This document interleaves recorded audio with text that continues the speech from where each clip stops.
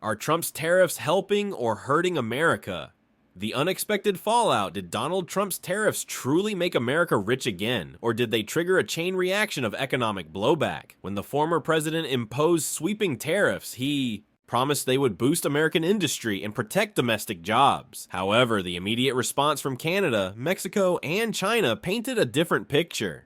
One unexpected state, Montana, found itself deeply affected by the new trade war, while industries nationwide braced for rising costs. As countermeasures rolled out, Americans began to feel the sting in their wallets. But was this strategy a masterstroke or a financial burden?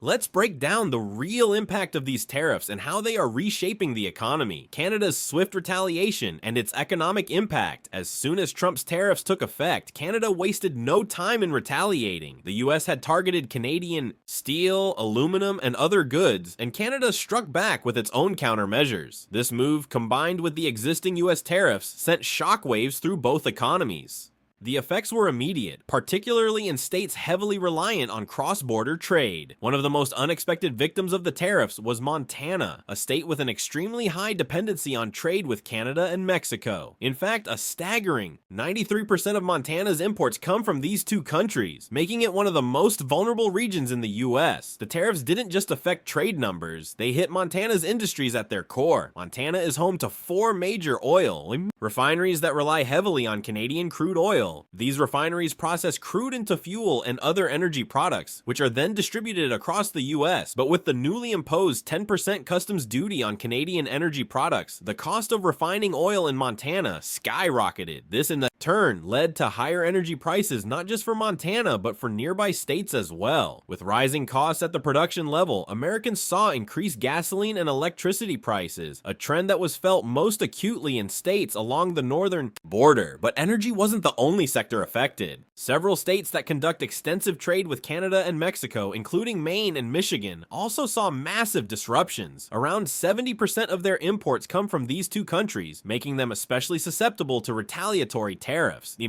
automobile industry feels the squeeze. The tariffs didn't just impact raw materials like steel and aluminum, they also took a toll on automobile manufacturing. The US imposed a 20% customs duty on auto parts coming from Mexico, a move that had immediate consequences. The American auto industry heavily depends on Mexican-made parts for both assembling new cars and maintaining existing ones. These parts, ranging from small components to major engine elements, are essential to keeping the industry running. With a 20% increase in import costs, production expenses soared. The result, car manufacturers passed those costs onto consumers.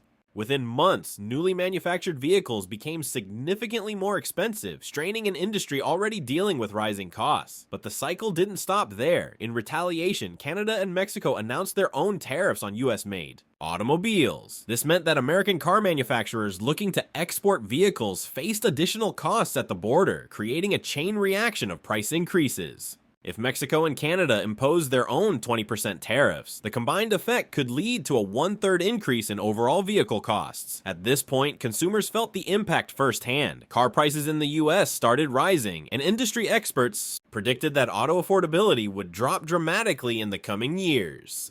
The very tariffs designed to protect American industries were making cars less accessible to everyday Americans, consumer backlash, and changing buying habits. The tariff war had another unintended consequence: shifting consumer habits. As Canada and Mexico imposed tariffs on American goods, US products became less attractive in foreign markets. This was particularly noticeable in Canada, where consumers began actively avoiding American brands. One major casualty was Tesla, which saw a sharp decline in demand in Canada. Many Canadian consumers even canceled their pre-existing Tesla orders due to the new tariffs. Grocery stores also saw a shift as shoppers turned away from US-made products in favor of local alternatives. As Canadian and Mexican buyers reduced their reliance on American goods, US companies suffered. Reduced demand for American exports meant lower sales, forcing businesses to adjust strategies or risk financial losses. The possibility of a trade truce? Faced with mounting backlash, the Trump administration hinted at possible compromises. A senior official suggested that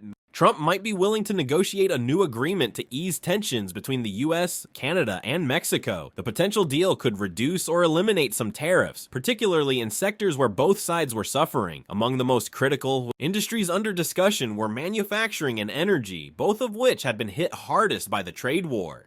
The goal of these negotiations would be to ease the financial burden on American consumers, while still maintaining the administration's stance on protecting domestic industries. China enters the trade war while Canada and Mexico were dealing with their own tariff battles. China also became a major player in the economic standoff. The Trump administration imposed a 20% tariff on Chinese goods, triggering swift retaliation.